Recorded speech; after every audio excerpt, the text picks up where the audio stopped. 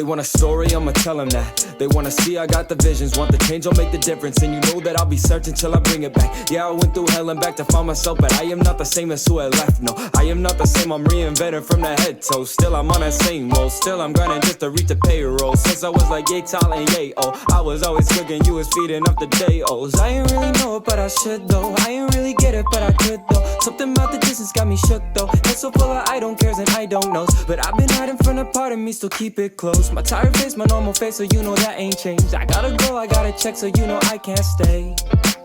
Yeah, you know I can't stay. And I see the sun, it sets down on my tired city. Wind blowing on my face, I wonder if it's drifting to somewhere far away. I like to come along it, I like to come along it. Oh, I like to come along it. I see the sun, it sets down on my tired city. Wind blowing on my face, I wonder if it's drifting to somewhere far away. I like to come along it, I like to come along it. Oh, I like to come along it. Woke up right side of the bed, still broke, still dope, but it's all in my head. I got hope, got love, got spot on the edge. I got goals, got flows, and I'm trying to wed. I might go deep, hoping you'll be okay. I can't wait until I see the day. No sleep, hold dreams in pillowcases. Now we gon' see it so amazing. No choice, but I ain't set controlling me. Holds me down to the ground when I'm feeling so over me. Get surrounded by sounds, thinking this how it's supposed to be. I ain't feeling this only, and I ain't here with the rosary, but I got hope, got faith in this. I feel great, feel dope, trying to take a risk. So my friends, no pros, gon' hate on this. See nice colors every day, no shade in this. And I see the sun, it sets down on my tired city. Wind blowing on my face, I wonder if it's drifting to somewhere far away. I like to come along it, I like to come along it. Oh, I like to come along it.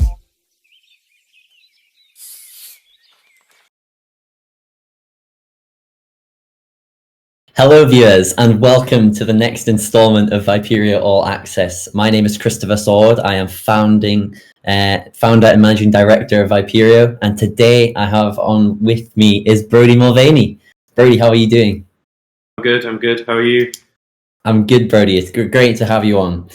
So hopefully tonight, it won't be too long. We've got you for about 20 minutes, and we're mainly going to go through, give Brodie a bit of an introduction, find out a little bit more about Brodie and his work at Viperio, and also just discuss sort of esports partnerships and give people a bit of an insight towards how you approach them, things that we like to see, not just at Viperio, but at other teams, and potentially gives you some tips on how you can go and seek your own esports partnerships.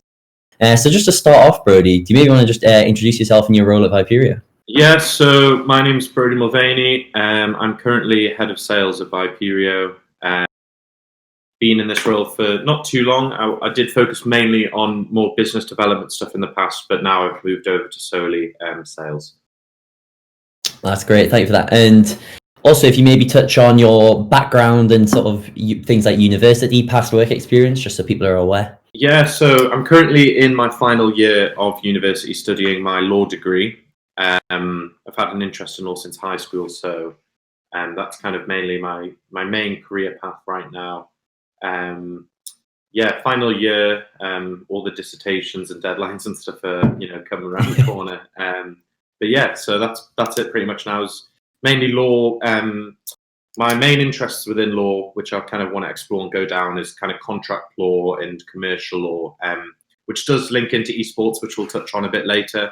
But yeah, that's about where I come from right now. No, that's great.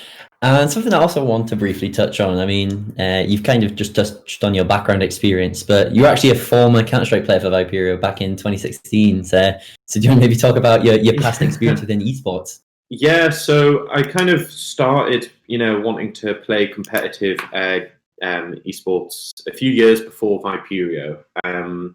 It started off with Counter-Strike, actually, and played for a few teams before Counter-Strike, which was mainly online.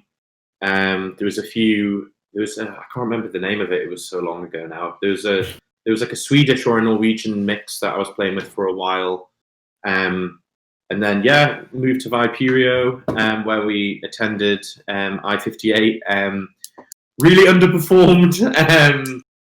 Would you like to remind everyone of the placing? Well, we didn't play all games, so we technically came last place. But it wasn't the best. I think we were all a bit too young and naive at the time to really kind of put emotions to the side.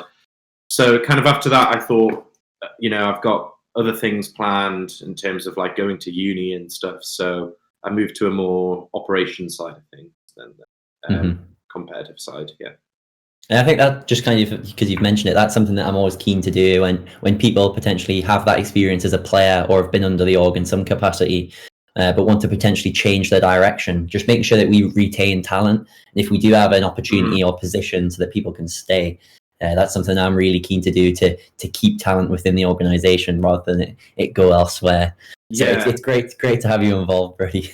Yeah, thanks. And I think it's really important as well to really, if you are someone who is looking to make that switch from the competitive side to the operations side, I think it's really crucial to take some time to kind of think about what part of that operations you want to jump into before you do it. I was fortunate enough where I had some form of experience that could lead me to the roles that I've worked in. So if I was to give advice to anyone that is looking to kind of, start working, within the industry of esports rather than competing in it, really, look at your experiences and kind of find a role based on that, I'd say. That's great insight, and I'm pretty sure, because I do know that we have some quite young viewers sort of in their last years of high school, early stages of sixth form, so I'm very sure that's some great advice for them. So just talking a bit more about your role at Viperio now. So you said that you were previously more in business development, but you have moved into that head of sales role. So if in a brief summary, do you maybe want to say some of the things that you do as a head of sales within an esports team? Yeah, so within my main, because obviously, within this level of esports, it's difficult to have kind of like just one dedicated role. Often we find that people within all roles within our organization will help out in other elements as well. So I'd say that the main element that I'm focusing on right now is sponsorship acquisition. Obviously, as an esports org, there's only really two elements to sales, and that's whether it's like apparel and things that we can physically offer, or it is our services through sponsorship, and that is where I kind of mainly come in. So my day-to-day tasks, will be like contacting companies, keeping up relationships with other businesses, and trying to acquire those sponsorship acquisitions. And that's mainly what I do. Touching on the other side of things where I can also help out, because I've got this background in law, things like player contracts, staff contracts, those kind of things, that's also where I kind of can help and add in some sort of contribution as well. Yeah, that's great. And one thing I really like that you just said there is kind of that idea of, although you might have a set role and a purpose for why you're brought on board, but being versatile and being able to handle multiple tasks, especially within a small or a startup business. I feel you need a degree of flexibility that you might be sort of tasked with projects that might not necessarily be within your main scope, but just being able to see what, sort of assess the situation at the time and get stuck in where needed. That's something that's really key and something that we look for, just like many other esports teams of a similar size. And something that you touched on, just especially around the partnership acquisition, is the idea of building relationships. Now, the assumption I have is a lot of people take the approach to sponsorships where nowadays people are a bit more professional. They have a more structured approach with things like a sponsor deck. They know what they have to offer. But the impression I have is a lot of people just send that out and say, oh, please sponsor us. And I like the idea that you said relationships, because that's something that I'm keen to develop. Yeah. So my question to you is, why do you think some teams don't focus on that enough, and why are relationships with partners vital in order for a successful partnership? Yes, I think that's a really, really good question. And I think there's a few main things to kind of focus on there. Obviously, when you're trying to acquire a sponsorship, the difficult part is you need to stand out and you need to kind of, create that need for this external company to, want to essentially pay money or use time to sponsor your brand, right? And I think a lot of the time people can get blindsided by things like numbers and followers or exposure, which is great and is a key component. But really, it is a relationship. You know, you're going to be partnered with this brand for hopefully a long time. You know, and I think, you know, there's definitely an element of like making it slightly less professional and maybe slightly less formal, and really creating and developing that relationship. We'll touch on it later, I think, in terms of like, you know, maybe how you go about doing that, which we'll come back to. But yeah, I think a key component is to really focus on, you know, making an actual relationship and talking to these brands as if they're, you know, a person in a meeting room with you rather than just an email address or something like that. Mm-hmm. And I think one of the things that I sort of just support in the points you've made is a lot of the time you're interacting with another person. So people don't necessarily partner with a company; they partner with the people within that company. So making sure that you do have those good working relationships, so that you can form a strong work relationship is definitely key. So just going a bit more into sort of working with partners, what do you think are the sort of things you enjoy the most about your role, and also what do you think the biggest challenges are with your role? Ooh, okay. I think the reward is the most enjoyable thing. You know, the satisfaction of like working on a project that isn't something that can be done overnight. That's what I find the most enjoyable. You know, so let's just say, for example, we were working with a brand. You know, I really enjoy the process of getting to that end goal, which would be the sponsorship being acquired. That's what I really enjoy, because it's like a project. It's something that you work on for often weeks and sometimes months, right?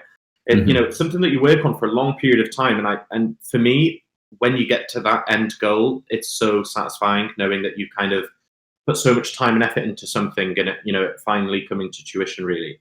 In terms of negatives, that it can be tedious, and I think that is the downside.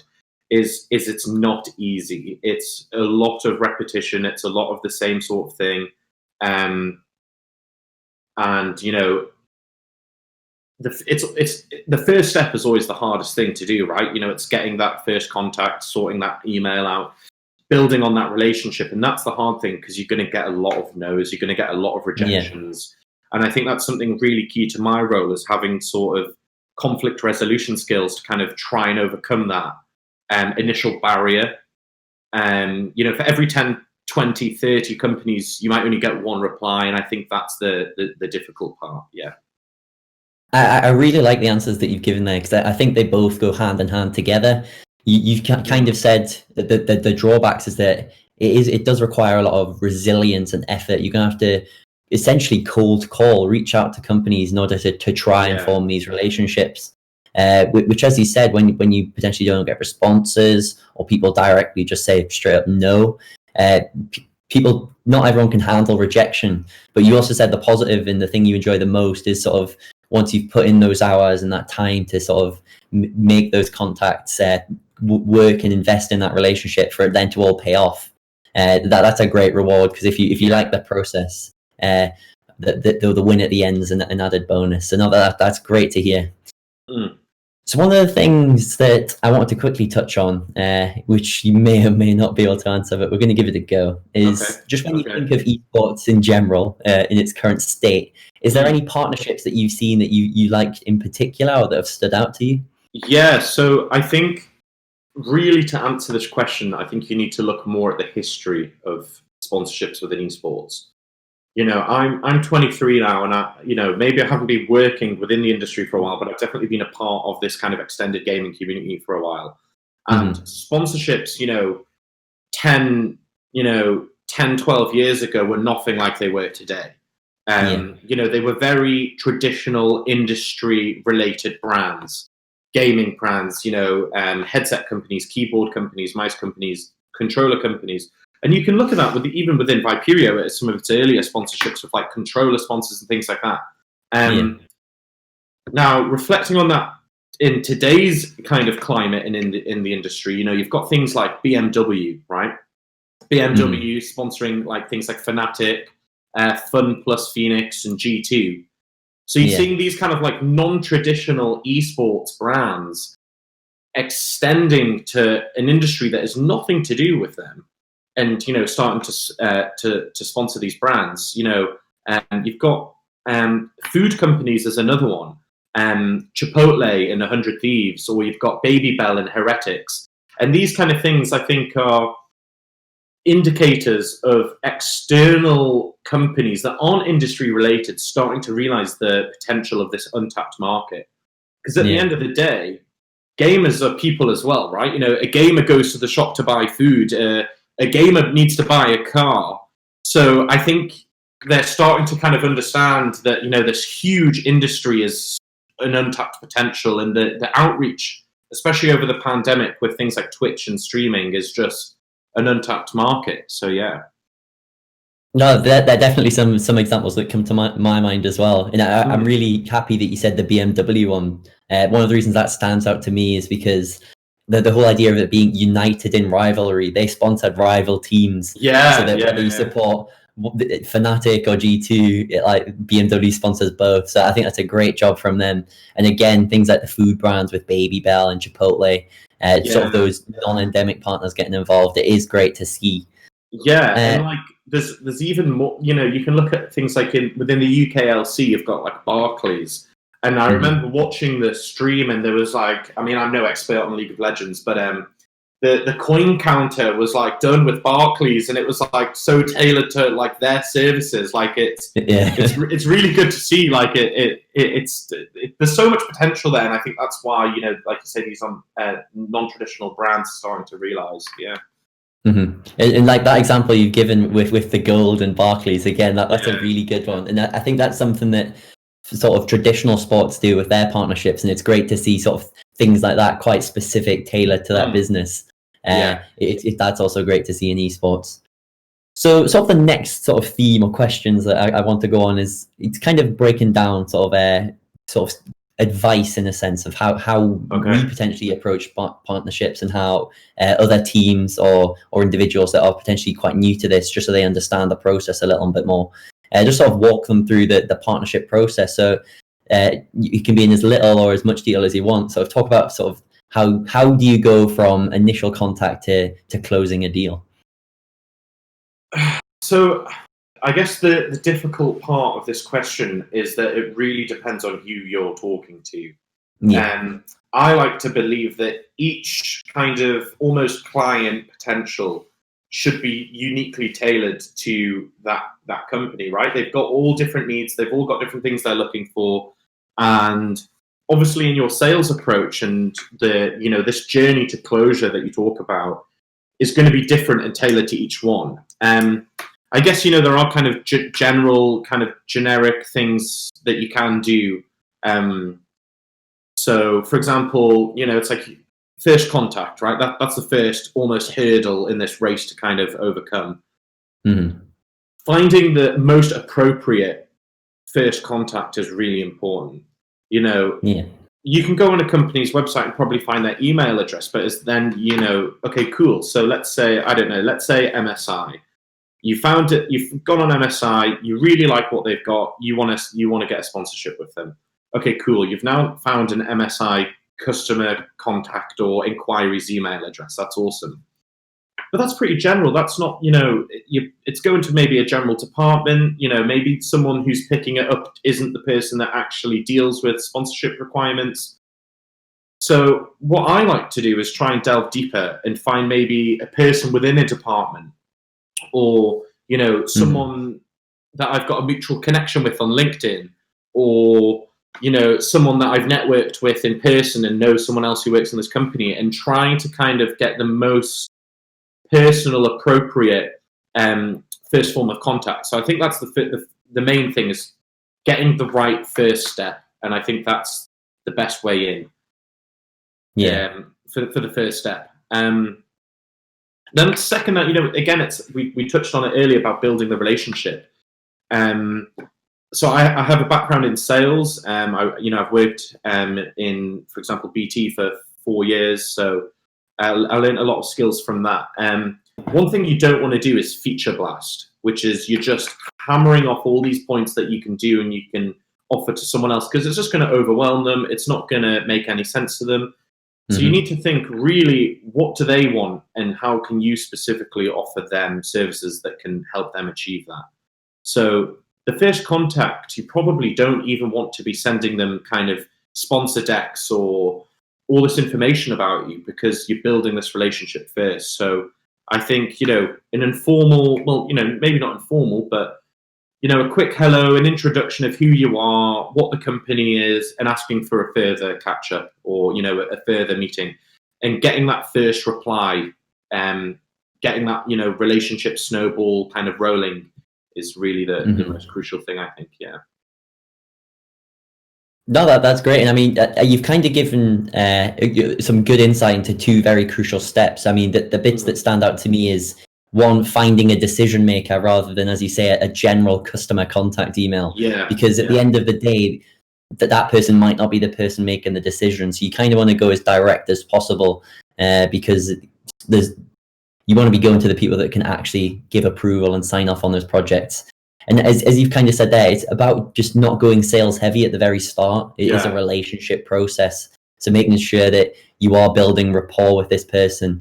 Like, as you say, not sending loads of decks on the very first meeting. The objective should be to have another meeting so that you can learn more about them, not just what they can give you, how you can help them. So I think you've done a very, very good explanation towards the early stages of partnerships. And I mean, just maybe touching on that a tiny bit more. So if you were to give any tips to other esports teams that were looking to secure new partnerships, what would be your key tips? I guess in terms of other esports teams, it does really depend on kind of the level you're at, right? A grassroots esports team like ourselves compared to Fnatic are going to kind of be aiming for different partnerships. We aren't going to be signing with BMW anytime soon. I would hope so, but maybe not the most realistic approach. And I think that is a really key thing to think about, is what is that kind of level that you are at, and what companies kind of come in on that. I think that's important, finding that compatibility, so you're not wasting your time. I'm not going to outreach BMW just yet, because I don't think we're ready, and I don't think they would have an interest in us. So why would I waste my time? Put my time into something more efficient and, way more likely to happen. In relation to that, I think as well, maybe, we touched on this idea of like non-traditional brands, and I think that's a big thing at the moment. And I think, that's another thing that you can do to start to look back into it a little bit more, is extend your outreach to companies that you would never have thought of, right? Have a look at, companies that currently don't have any esports involvement. And that can be, an approach that you say to them. It's like, hey, like, we're offering you insight to this industry that you don't have a current relationship with. And you aren't reaping the rewards from this industry, and we can offer you that. So I think that's another thing as well you can do, is look at companies that have no involvement that want to extend maybe into it. So I would say that there's some good tips. They're definitely great ones, and I find it quite interesting that you've said self-awareness is a very large part of that. As you say, BMW, for example, are already partnered with the largest teams in the world. So it doesn't make sense to try and compete with those and trying to secure those partnerships. Through just speaking with various other people within the industry, things like if you're competing in a UK league and you're based in a UK city, like contact local businesses that are around you, because they're the companies that have very limited involvement, and if anything, they're the ones that probably want to get more involved rather than the ones that have already partnered with 10 teams and for many years in the past. So that's some great tips, Brodie. I don't actually have any more questions, Brodie. So unless you have any quick closing remarks, we've actually gone through everything. I guess it's kind of the whole process, and I think one thing we didn't touch on is closure. Is it's like closing that deal. And I'll briefly touch on this. I think often brands of this size or similar sizes don't think that they're so kind of small in comparison to the kind of the companies that they're reaching out to, that they kind of lose this position of authority. I think it's really important to know that to know like your brand self-worth. You know, if a deal's not getting done, you know, don't just let the ball be in their court and kind of, you know, let them, you know, deal with it on their terms. You know, stand up for yourself, you know, send a chase up email, you know, because at the end of the day, you're still offering a service, right? And I think it's important to kind of understand your value and your effort and the amount of time and energy you're putting into something, so that you aren't wasting your time. And if a deal, you know, is kind of becoming stagnant, call them up on that. You know, mention that to them and say, like, what's the update with this? You know, can we schedule another meeting? You know, like, or I believe that this isn't going to get done anymore. You know, maybe we should look for different opportunities. And I think that's another thing in closure, is knowing when to close is the important thing. You know, closing a deal will come naturally to you. You know, you can't teach anyone how to close a deal, really, I believe. Because if both brands are on board, you know, it'll come to some sort of mutual agreement naturally, or you would hope so. So I think really knowing when is the most important word. You know, if it's not getting done quick enough, if the relationship's dying out, if they aren't following up things on their end, then it's probably a relationship you don't want to get involved in anyway. So I think, yeah, that's an important key factor. Yeah. No, Brodie, that's a perfect way to wrap it up, and that's some great closing remarks. Yeah. So to all the viewers, once again, thank you for tuning in to this installment of Viperio All Access. Hopefully it's given you a bit more insight into the things we get on behind the scenes at Viperio. If you'd like to follow Brodie Mulvaney, you can follow him on Twitter at Viperio Big Mall. And equally, if you'd like to follow Connor, who's been helping with production, you can follow him at Connor Edits. So from me, Christopher Sword, once again, I'd like to say thank you for watching. And if you have missed this live, you can watch it on Twitter or YouTube. So we hope that we see you again, and hope you have a great evening. Goodbye, everyone. Merry Christmas. Merry Christmas. What you want me to say? That I'm caught in the days, that I'm stuck in autopilot, but I'm flying away. There's a lot I can say. Got a lot on my brain. What you want me to say? That I'm stuck in this place, that I'm only a human and that I made some mistakes. I just think I'm afraid.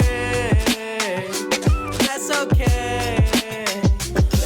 Alone, this house ain't a home, that I'm too damn stubborn not to do it alone. Can't do it on my own, think I just need to know that it's alright, but I'll never make it through it if I don't try. Wait up, say what, they don't think that I really got it. I don't either, I'm just being myself all the way up. Stay down to earth, don't let them get you out it. Don't let them get you out it, no, don't let them get you out it. Ain't no thing gonna say to me, I got shit that my nigga head on me. I may not be the greatest, me say la vie, but I ain't so down to mistake these keys like BB point A to B. Nah, you ain't chasing me, yeah, where am I taking me, yeah, so wait and see.